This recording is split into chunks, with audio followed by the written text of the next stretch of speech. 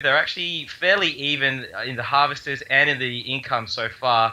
There is a lot more gas actually coming in for Monster here, so that might pay off in the end.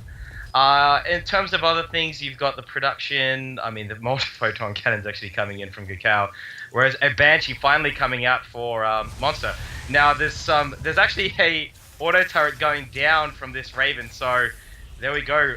Auto turret on Warp Prism action going. He actually uses the Warp Prism to actually warp in some Zealots. So the Zealots are actually going to go into this SCV line and cause some damage here. Now the Warp Prism is pushed away, so no more reinforcements. These Zealots, they're free to basically get into this SCV line. Not taking out any yet, though, so not yet to pay them off.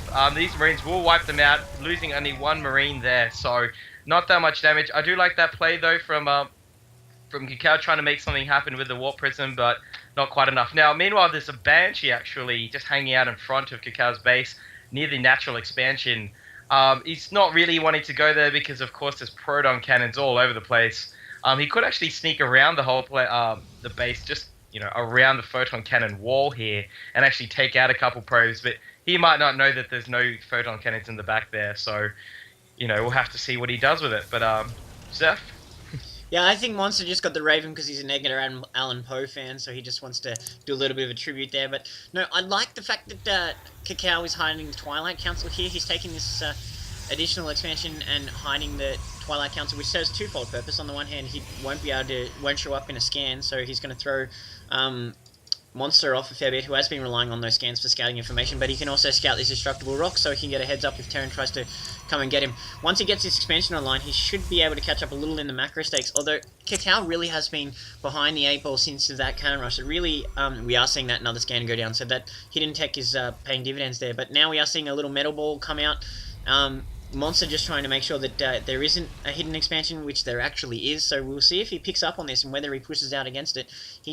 Banshees and Raven, it's an interesting mix, like tanks and this many Marines. We usually see Raven balls going out and with cloak research, but these Ravens don't have cloak and it's not being researched, so these tanks are going to town and the Raven just seems to be supporting the tanks in case melee comes in, and now the Banshee gets to go to work, so now we're going to see if it pays off. The Guardian Shield's going up, Force Field's going up to throw the Marines out of position. Tank's trying to go to work, but the Zealots are surrounding him. The Banshee is getting a few kills here, but he's really still up somehow. These Force Fields weren't able to interrupt quite enough, so that mixture of Protoss units going down. Really nice play there from Cacau. I really thought he might have been doomed there, but no, he managed to pull off those Zealots and warp in a few more and then push him back. So both players came out of that alright. These auto turrets are coming in really, really handy for these Zealots, which are going to have to really, really move to try and catch up to Monster's Banshee, which is going to town on this probe line. The Raven finally getting harassed out of the line there. It's not quite sure if it'll survive. It's probably only got one more in it. No, it does go down, and they should be able to take out this Banshee as well. So Cacau was able to react accordingly and didn't really lose too much, although his main defense army is gone down, but his bases are still intact, which is the main thing, and he's able to get this expansion online here. He's a little bit out of position though, these Stalkers and these Zealots having to choose between the two bases where to defend, so his destructible rocks idea is kind of catching him a little bit off guard now. Now he's going to have to destroy them to restore the superhighway, and there is these turrets who've still got half-life here that are just going to interrupt anything that goes through and start banging on those shields. So Monster is just sticking to his game plan. He's just not interested in ending the game right now. He did do that push out, but he's not going completely all in with it. He's being a little bit cautious, which I think is wise from this point of view. He knows that Cacau is very, very aggressive, and he seems confident in his position. He just needs to interrupt this expansion, but so far, with this natural saturated like this and so many minerals banked, he really needs to just up his supply and work on pushing out more. Now, there's a bunch of siege tanks with only a handful of Marines and another Raven. He did rebuild that Raven. Really likes that as the overflying commander there, so he's happy to rebuild that. These siege tanks really, I mean, they can be in a very dangerous position if they can get the high ground and get a nice siege off, but there are not that many Marines to protect them, and there's no medivac, so they are weak to basically these charge lots who have really gone to town on a lot of these previous siege tanks. Now, JT, what can the Terran player do right now? I think basically he's doing the right thing. He's pumping out of 3 factories, and now soon to be a 4th. He's just pumping the siege tanks. It's exactly what he needs for this gateway unit heavy army. Like, about the only thing which he could also throw in is perhaps a ghost for an EMP. But with all those siege tanks, all that splash damage, he probably doesn't even need to do that. I think for now, all he just needs to do is just macro up. He's building a command center in his base, which is going to float out. It'll be interesting to see which expansion he floats that out to. But I think at the moment he's looking pretty strong. We are seeing these siege tanks go to work on this Protoss army, though. This Protoss army lost all its charge left while the Stalkers move in, and we do have down to 2 tanks, but the Marines and Marauders, the Marines and Hellions is moving out here. So really nice play there by Cacau. He was able to take out a couple of those tanks, but Monster's solid macro is just kicking in here. He's just producing so many units. So that battle was definitely in Monster's favour, although Cacau did a lot more damage than I expected. So if he can warp in enough here, he might be able to finish this off, because there was a few units that came out of this beat up, especially this tank who's almost bleeding to death. But no, now Monster's in position. He's going to be able to siege up and protect his tanks with auto turrets. So I'm not quite sure what Cacau's play is going to be here. These siege tanks sieging up, really taking out anything in this mile radius outside of the base for the the Protoss bases right now. He's just slowly creeping up, gonna actually be in range to take out these photon cannons. Void Rays on the field though, so these Marines need to get to work very, very quickly, or else these siege tanks are gonna go down.